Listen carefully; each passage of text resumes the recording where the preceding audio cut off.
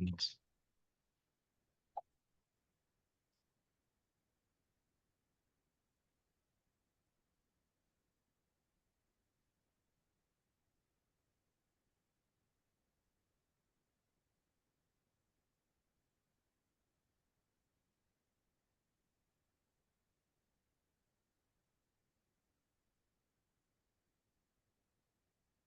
Welcome to another virtual author event at the Poison Pen Bookstore. I'm John Charles, and today I am delighted to welcome in virtually a new author with whom I've fallen in love, Jenny Elder Moke. Her new book is She Doesn't Have a Clue. It is out in bookstores and libraries near you this month. And you are in for a treat. Should you need a copy, the Poison Pen does have several on order. We would be delighted to hold one for you or put one in the mail. Just give us a call or go online to the Poison Pen Bookstore. Now I'd like to welcome Jenny. Hello, thank you so much for having me. Thank you for joining us today. My first question for you is one, as a reader, I'm always fascinated by authors. They were people before they became published. So what can you tell us about Jenny? Who were you before your first book was published? It is such a tall order to try and contain all of this in one answer. I am from Texas. I was born and raised in Austin, and I went to the University of Texas, and I was a business major, and I was like, I'm going to go into management, and I'm going to be responsible. And I always loved reading growing up, and it never occurred to me that this was something that like regular people could do. I thought that authors were like they were a mythical breed, and like you never met them in real life. You didn't know anyone who did it as a living. This must be something that like they all just live in like little Yeah. fishing villages in Maine. That's not something you could do. And then when I graduated from college, I started working at a small independent publisher in Austin. And I got to kind of see how the industry worked. I worked on the sort of consulting side of reading the books that came through in the manuscripts. And after a few years of that, I was like, okay, like I think I could do this. I could give this a try. All these people are doing it and they've got regular jobs and things like that. And so I started writing my first manuscript, which will never see the light of day, but it was still to this day the most fun I've ever had writing anything. I had no expectations. I didn't know what a book looked like. I just got lost in the story. And when I got to the end of the book, I thought, okay, that was fun. Now I should probably learn how to actually write a book. So then, cut to like a decade plus of taking classes and joining critique groups and all of that. And I sold my first book, which is probably behind me somewhere, but I will knock over everything here if I try to get it out. It was called Hood, and it was a young adult novel about the daughter of Robin Hood.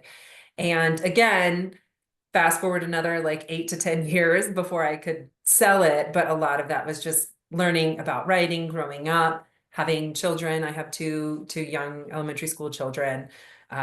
So yeah, so it was a lot about learning how to be an adult, how to be a person, how, being a mother really like changed everything that I knew about life and reading and all of that. And so yeah, it's always kind of been a lifelong passion, but I didn't really come to the writing piece of it until I was an adult because I was really intimidated. That's like so many words. There's a comedian, Nate Bargatze, who has a joke about reading books, and he's like, it's the most words. And like, I could have been a screenplay writer. I could have written plays. I could have taken not the easy way out, but I could have taken the less words path. But no, I just said, give me the most words. Did you also get some kind of pushback in terms of writing is not a real profession because you can't support yourself? So there's Oh, always that idea that, absolutely. yeah, Absolutely. business is a much more safe choice. And especially growing up in Texas. I mean, I was in the city, but most of my family is rural. They worked like jobs. Yeah. They worked like in concrete factories, and they worked in, construction, and they worked for a bank, and they worked these very jobs. They were nurses, and then I was like, I'm gonna make up stories for a living. And then someone's gonna pay me to do it. And so I think for a long time it really was a hobby. And I think I was just way too stubborn to leave it at that. Like I just I would not let go of it. And if it's a hobby and you don't want to commoditize it, 100% respect that. There is power and beauty in that. I was just really stubborn and I was like, I'm gonna go make this a thing because everybody said I couldn't. You chose to write in YA for your first published ventures. Why? Was that something you loved to read? Was it just more of a to get into publishing? Why YA? I think it was a combination of a few things. My passion for reading came about from my childhood reading. And when I was a kid, YA was not a category at all. It didn't start, YA became a category with, I think, like Twilight was really the thing that sort of Yeah, Hunger created. Games, that whole, There yeah. were, yeah, there were books for kids, but the idea of young adult and books specifically for teens, you had like maybe Christopher Pike. There was like sort of the edgy, almost teen kind of books. And so I was sort of becoming a teen and becoming a young adult as YA was growing as a genre. And what I really liked about young adult, which is honestly still the same way I approached my adult writing, and she doesn't have a clue, was I liked the immediacy of the action and the emotion. I liked that things were happening in the moment and they were processing them in the moment. And there's nothing in a lot of adult books, there's nothing wrong with it because as an adult now, this is how I process my feelings. But a lot of adult books, there's a level of remove when from the emotion or from, it's much more about observation, it's much more about introspection, which now as an adult I've gotten to. But when I was in like my early 20s, just starting out, I was like, no, everything is happening. It's now, it's fast. Like I want it to feel that immediate to me. And so YA was a really good space for me to explore that and where I was at emotionally coming out of college, looking at wanting to write. It felt like such a great space. It was especially a great space for female writers that didn't necessarily want to write women's fiction, which is definitely not the kind of stuff I write. Again, no shade on women's fiction. It's great writing. It's just not how my brain works. So YA was a great place for female writers. It's a great place for marginalized writers. It's a great place for sort of stories that historically have been shut out from the mainstream. And so it felt like an exciting new kind of area of publishing to be in. It really lets you explore different options, including your Samantha Knox duology. You had written something that I thought really, for me, encapsulated the flavor of those stories. You said, I've always loved high concept, big action, adventure type stories. I mean, my favorite movie of all time is The Mummy. Young Indiana Jones meets National Treasure by way of The Mummy. Yes, that is literally my favorite movie. I will accept zero criticism of it. The 1999 version, Yes, not the not the remake. Cruise. Yeah, Tom Cruise one. Yeah. Yes, not the Tom Cruise version. But yeah, it was such a great combination of humor and great actors. I mean, like Rachel Weisz and Brendan Fraser, and you have these like top shelf actors who were in this big action adventure that also took it seriously. They weren't making fun of themselves. It wasn't like by the books. It truly felt like it loved the story that it was telling. And I really loved that the main character was a female, that she was a librarian. It was not about her being, having a crossbow and being a ninja warrior or anything like that, or like her knowledge was her power. And you just never really see that in fiction, in particularly in like Hollywood stories. You never really got to see a woman with intelligence be the hero of a story and have her intelligence be that. And so for my Samantha Knox series, I really wanted to explore that. I wanted to explore a female main character in this very, very male dominated world. She's in 1920s. She ends up in Dublin, Ireland in the first book. And then she goes to Crete in the second book. But there's this male dominated field of archaeology, which women were like, unless they were wealthy British women who were widowers, they were very much shut out of that field. And so I wanted her to be somebody in that field and to have to fight to earn her respect, because that was so much of what, I mean, that's so much of what like being a woman today is about too. But I just loved the idea that her knowledge and her intelligence were her superpowers instead of just, I'm going to fight with swords and, and fists and things like that.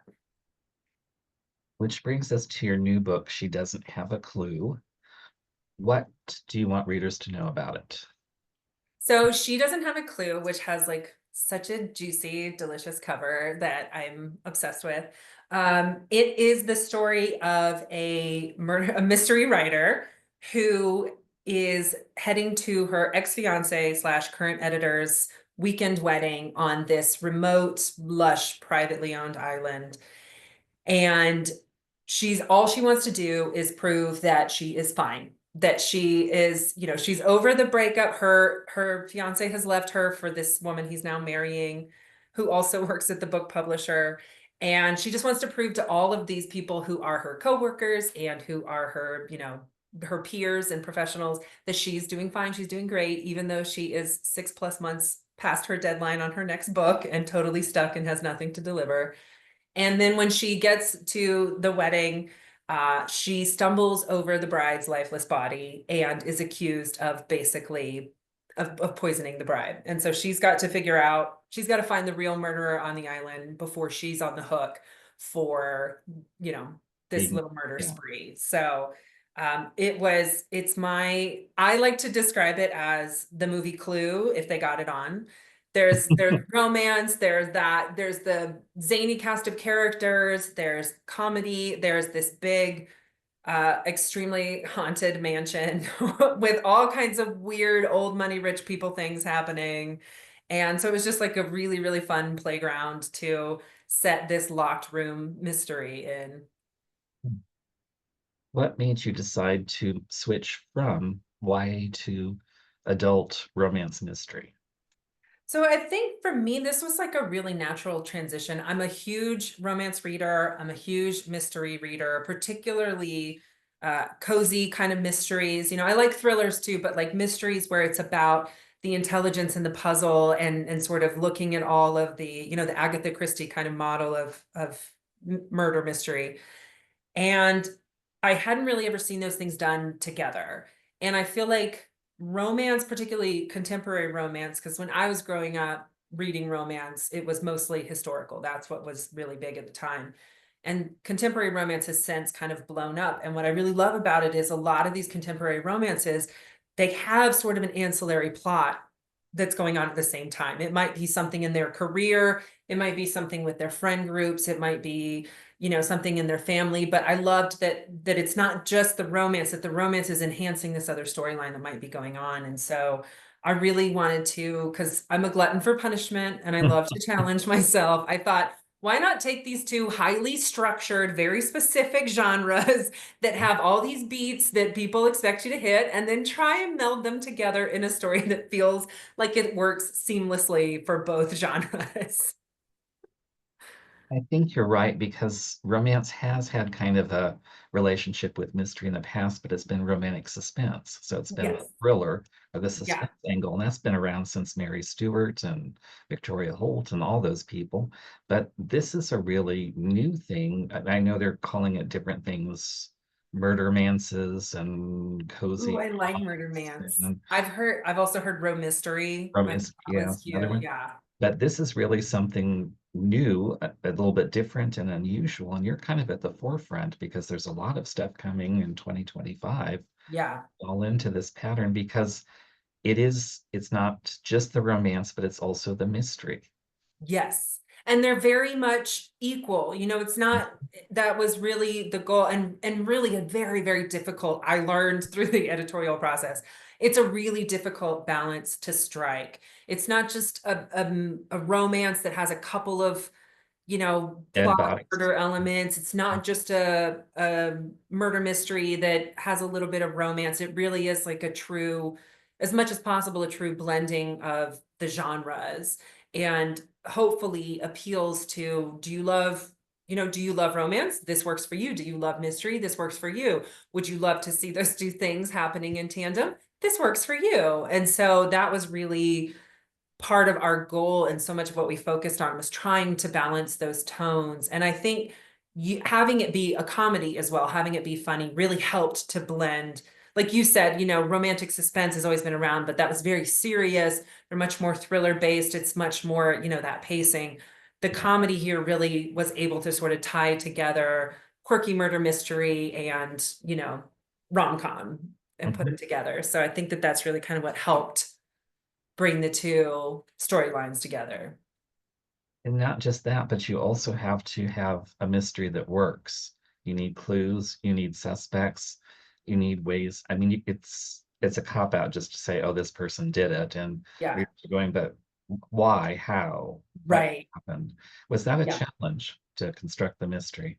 100%. And I have to give I have to give full credit to my editor who acquired this book for Minotaur, St. Martin's Press, Lisa Bonvasudo. So fabulous. She's now at Berkeley and I love her. But what I really love is that she got what I was trying to do. And she said, this is a great idea. I love your characters. I love your voice. Let's talk about the mystery. And what I learned from her loving guidance was that I had no idea how to write a mystery.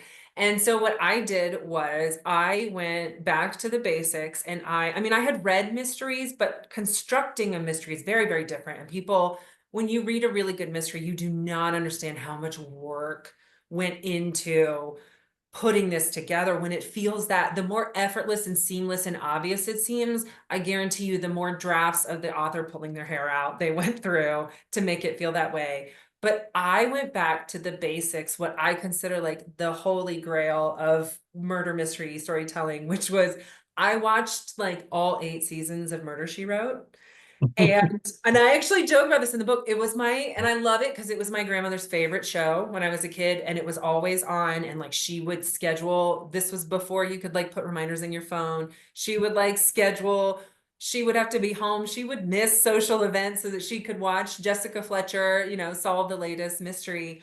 But what I learned from watching that show was that those writers really had the formula down pat. They understood how to structure a murder mystery, and they did it in a tight 40 minutes every week, and they did it for like 23 episodes a year for like 8 years. And so to be able to do that, they really had to understand the formula. And through watching it, and I'm very much like a visual learner, so it really helped me to watch the show in that contained approach, it became so obvious. Oh, there are the beats, you introduce the character, you introduce the circumstances, you have all these somebody has a suspicious conversation, Yeah. somebody gets in a fight, you watch somebody handle a piece of evidence, you've got your body drop, and then you start to investigate those pieces you saw before. And then there's all these, there's red herrings, and this person has a secret, but it's actually this. And, so figuring out that structure and how to deliver on it,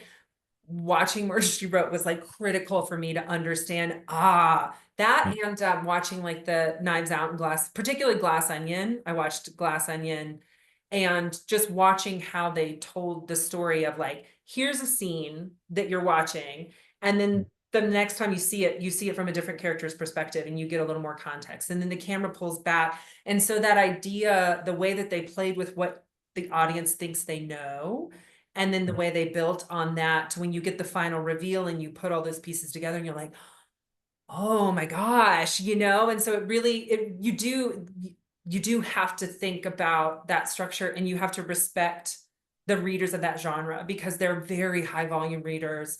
They read across a wide breadth of authors who write murder mysteries tend to write, long series, or they tend to write a lot. So you really do have to be thoughtful and respectful of those readers. They're smart and they know that, like, you can't pull a fast one on them. You can't just have somebody come out act 3 that we've never even seen before and say, aha, it was an evil twin, like you can't do it. They'll know. And that's not a satisfactory delivery. So you really do have to respect the genre and the structure of it.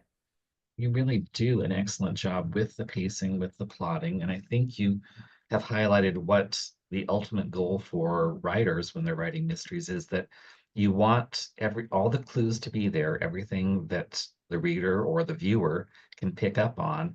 But if they don't, they still can say, "Oh, well, it was there. I just missed it." They're Yes. not saying, "Oh, it wasn't there. There was no reason for me to be able to figure it out." So either Yeah. they're happy that they got it or they're okay that they didn't because they just missed something that the author put in. Yes. And I think too that when you're writing in a lot of those clues, there's also a very delicate balance of giving a clue without giving away that it's a clue, whereas, and so you do kind of have to, because even as a writer, when I read books, sometimes somebody will casually notice something and then I'm Mhm. like, oh, that's going to matter later. And so it Or is can it? be. Because you kind of think, is the author doing a double cross or Yes, and so that is, you really do, as an author, you have to be so intentional about those choices and not being like, and then he picked up this, but you can't also just be like, there was a pen. Like, you've got to kind of walk that balance of,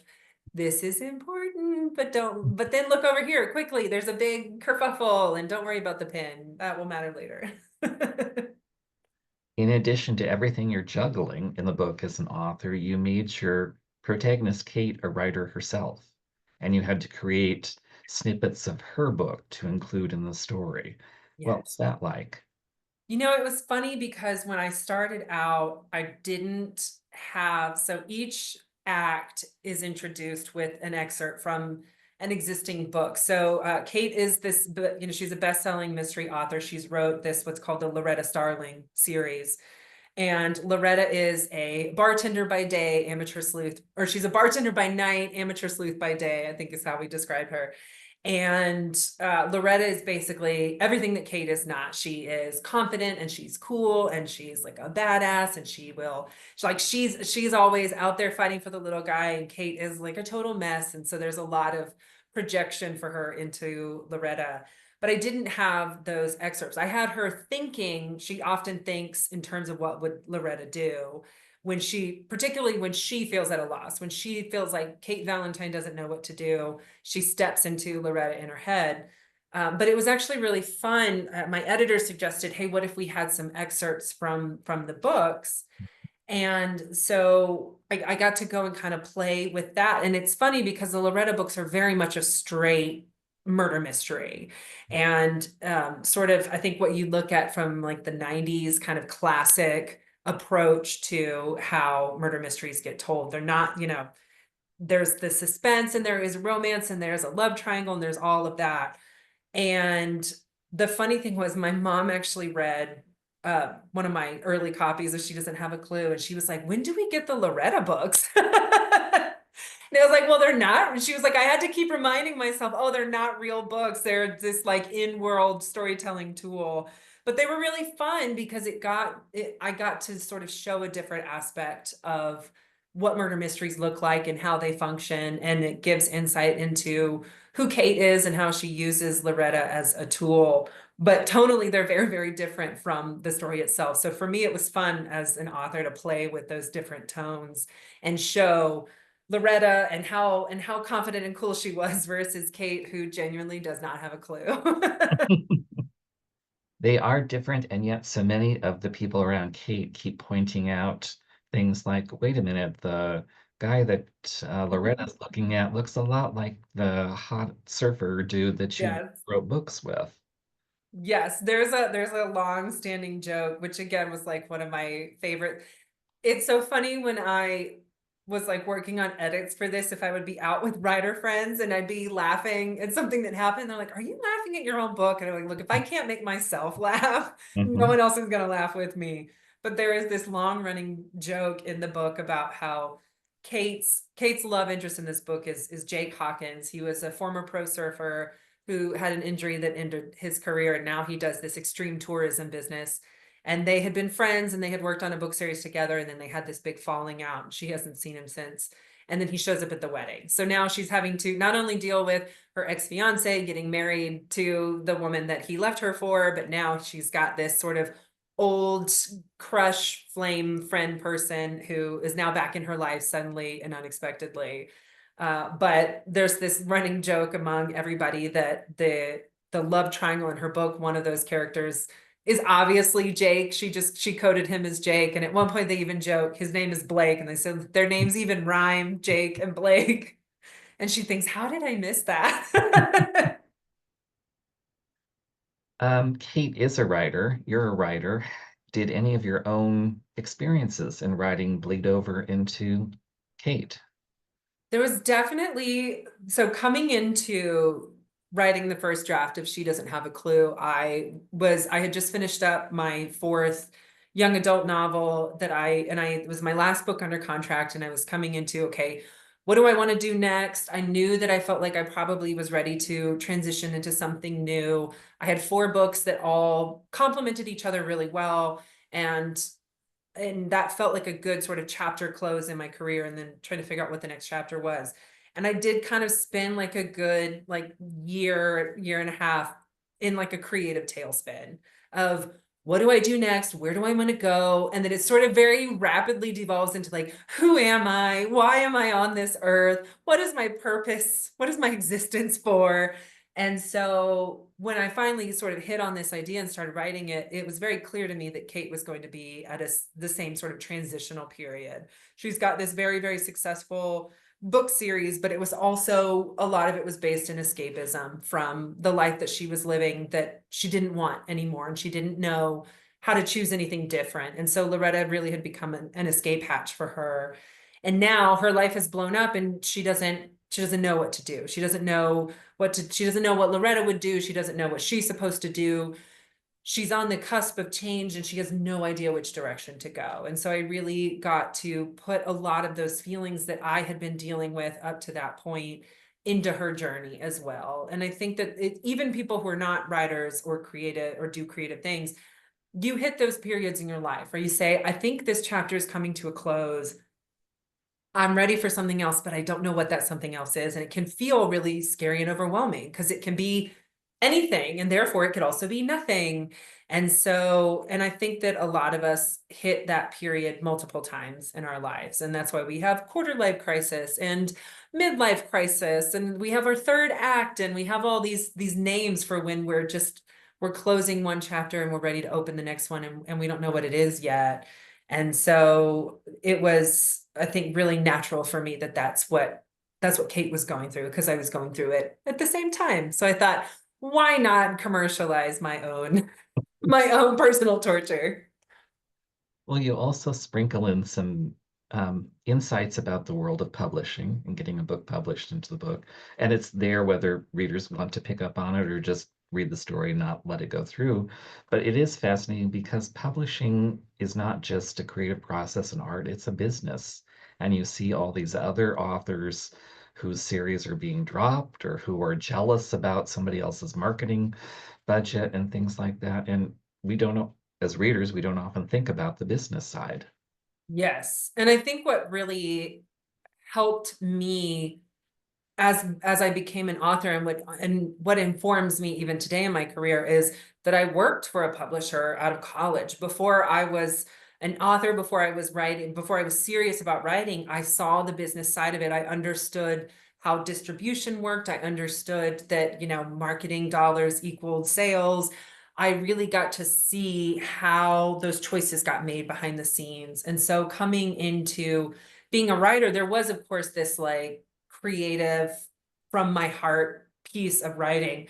But as soon as I decided I was going to pursue publication, I knew that aspect of it. I knew what that meant. I knew what book skin was. I knew what good sales looked like versus soft sales. I knew how sales history could affect an author's future ability to sell more books. So I really felt like it's not easy, and it's never easy. It's never easy to take something that is quintessentially you and then put it out in the world for commerce. That's really difficult, and it's a hard thing for people to understand unless they do it.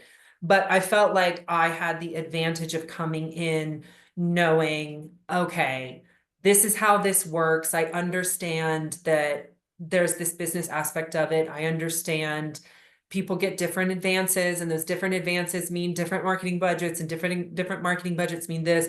And I knew a lot of how the sausage got made before I started to try and sell my own. And so it really did help me to be a little less naive about how my expectations and about going into the business of it. And so it was also fun to put that into the book, because it is, I say this lovingly, it is such a messy industry. It is, so even when I'm thinking about it even now, trying to think about taxes, every every accountant I've ever had when I have tried to explain the way that I get paid and why. And these are people that this is what they do for their job. And every time they look at me, they're like, what? Why? And I'm like, listen, I haven't even gotten to royalties yet. I'm just trying to explain what an advance is and why it happens the way it happens. Hmm. Um, a lot of authors would say either they identify with their main protagonist or their main protagonist is nothing like them. But in the case of Kate, I could be wrong, but I'm going to guess, and you can correct me if I am, that there is something about her that you share, and that's this idea as an author, you want to tame chaos. You want to bring order to things. You don't want the world to be messy. You want to be in charge and make everything go the way you think it should. First of all, you have gotten to the root of something that took me like 8 months in therapy to figure out for myself.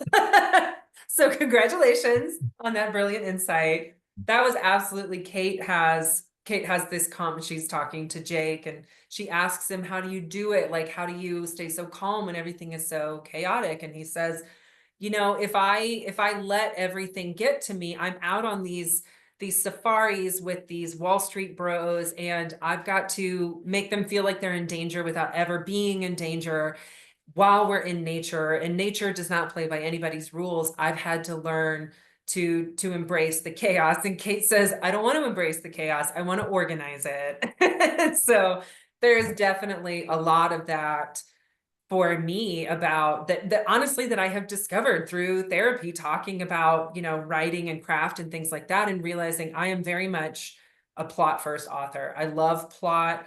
My first draft is always focused on getting the plot right, getting the story down, especially in a book like She Doesn't Have a Clue, where I'm playing with so many plot elements that I really needed to make sure that was right before I tried to, delve into character and backstory and everything like that.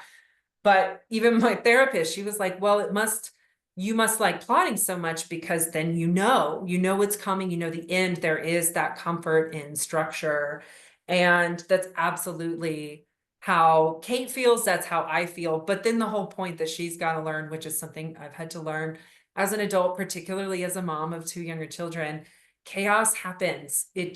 That is existence is stuff getting thrown at you that you were not expecting. And so you do really have to learn to trust yourself and to trust that you can handle the things that come up, that you're strong enough, that you're capable enough, that you will get through whatever comes your way. And to also learn to be present in the moment and not let your worries about the future and anxiety and planning for that get in the way of enjoying where you are right now. And so that's definitely, again, a journey that Kate is on through this book that obviously resonates very clearly with me and came through for you as a reader.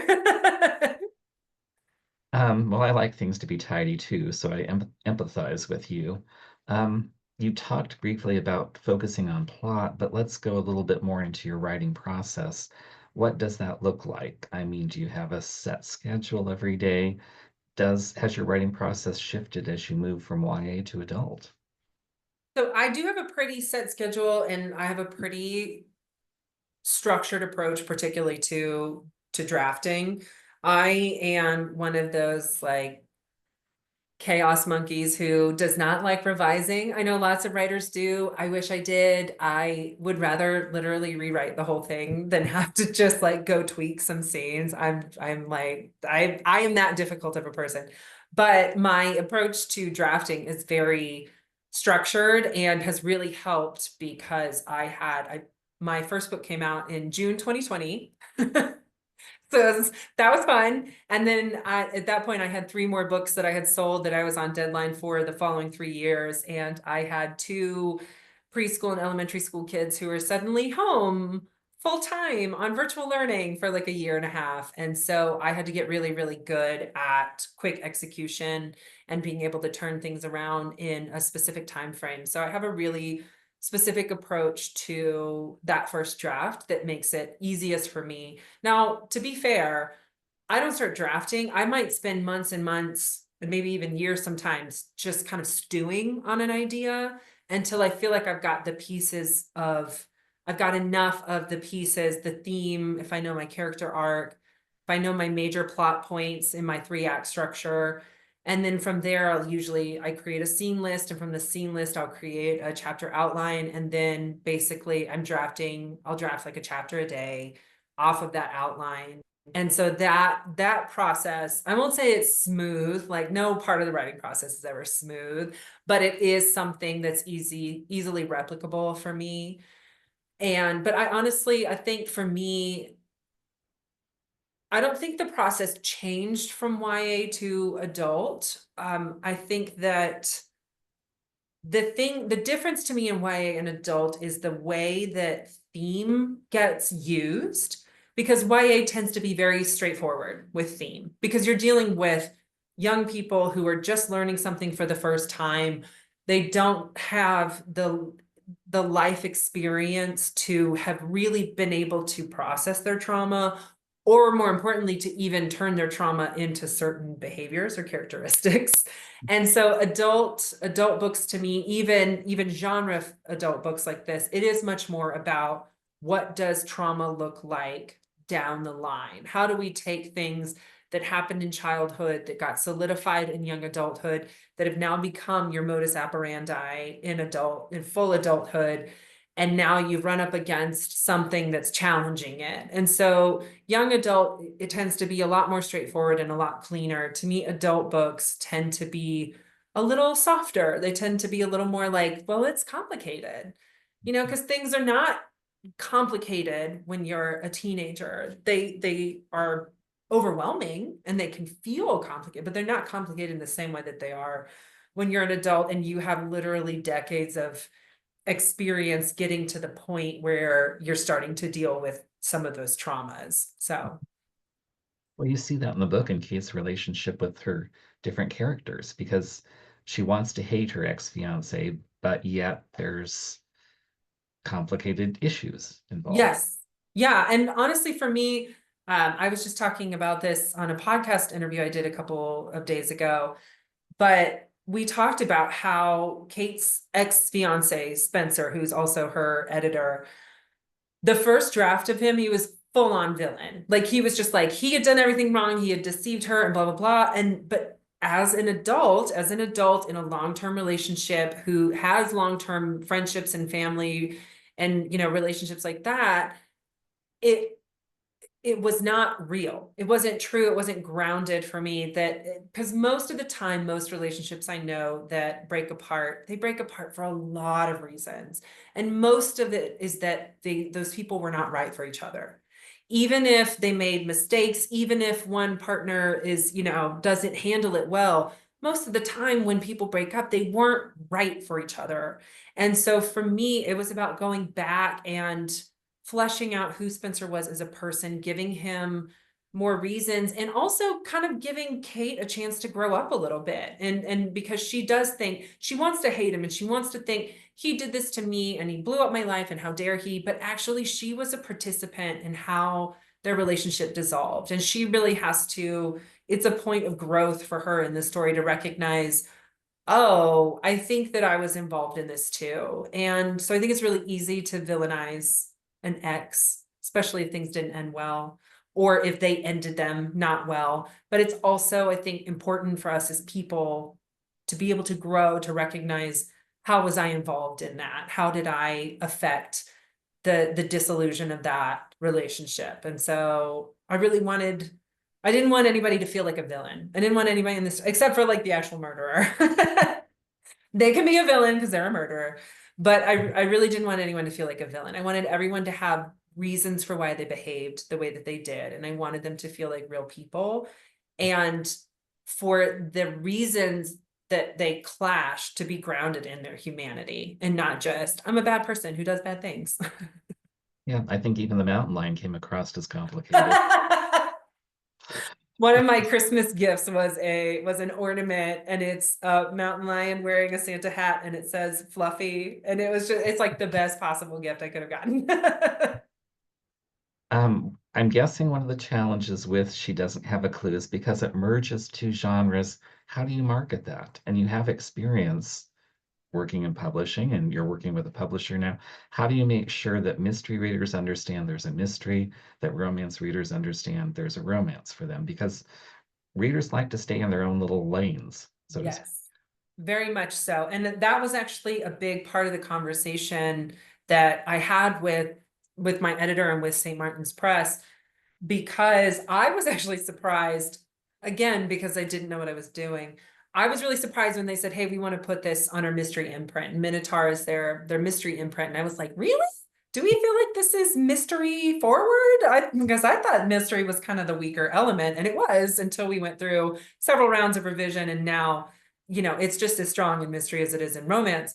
But I think that what they ultimately landed on, which I agree with, is that the mystery story is the driver of the action in this. And it really is, we need to solve this murder. Or we need to solve these, we need to figure out who's doing this before, either we get taken out or we end up on the hook for it.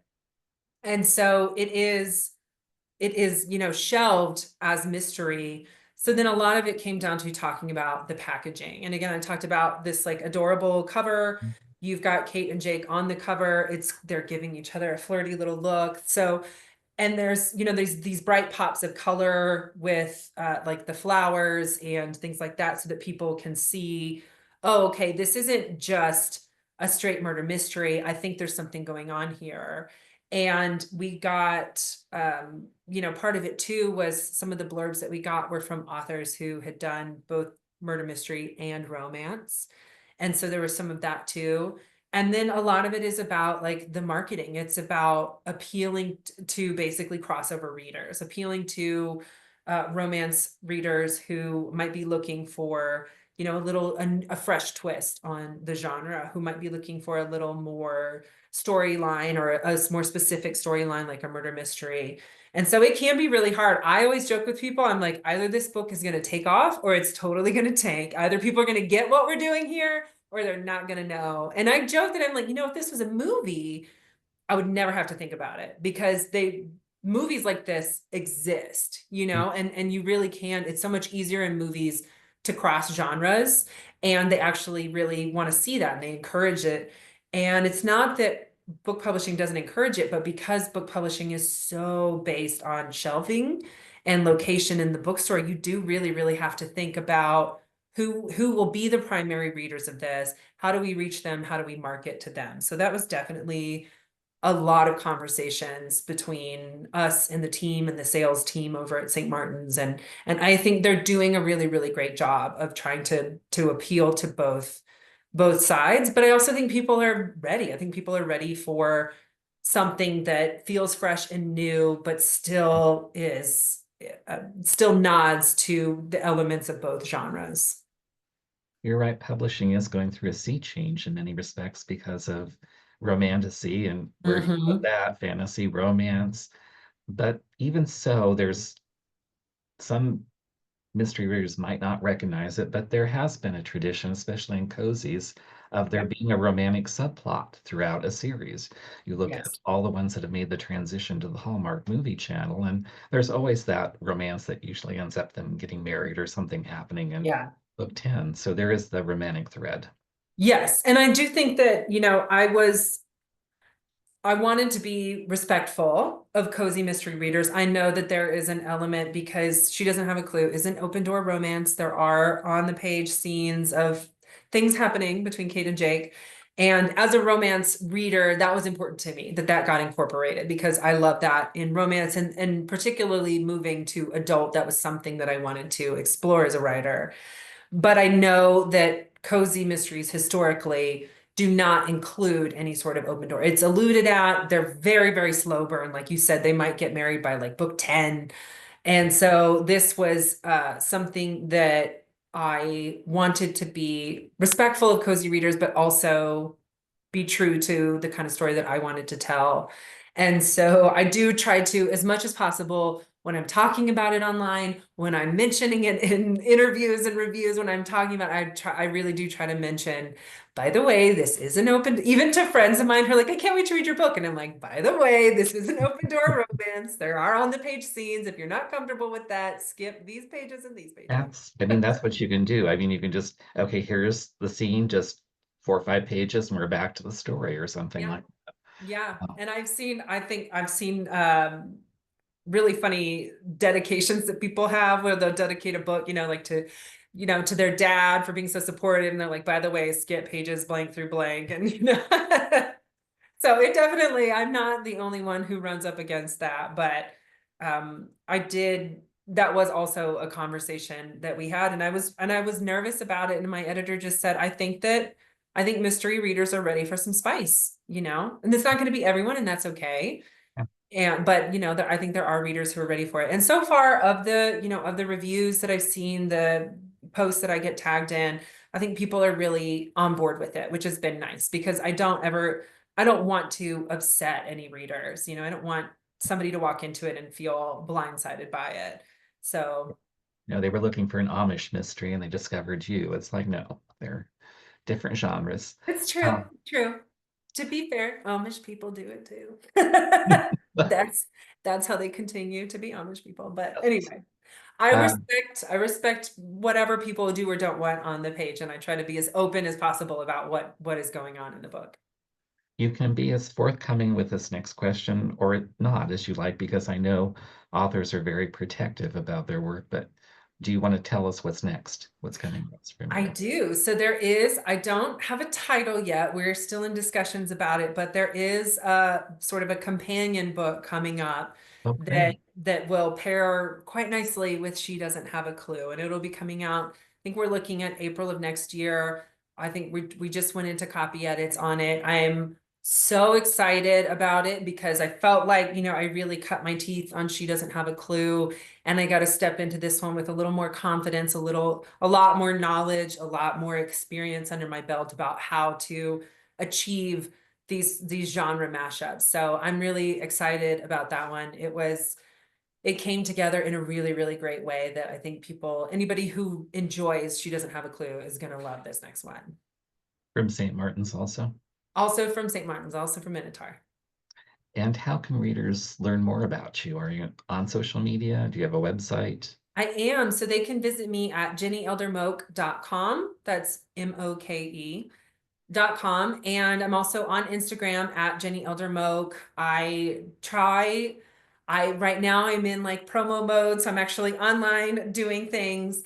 I often teach classes. So if anyone watching or listening is interested in learning more about writing, I teach classes through a local writers workshop here called Lighthouse Writers Workshop.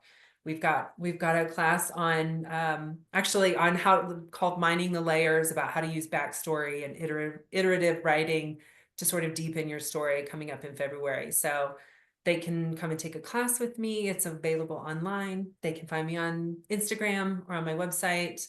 Otherwise, I am a hermit who lives underground and you'll never see me again.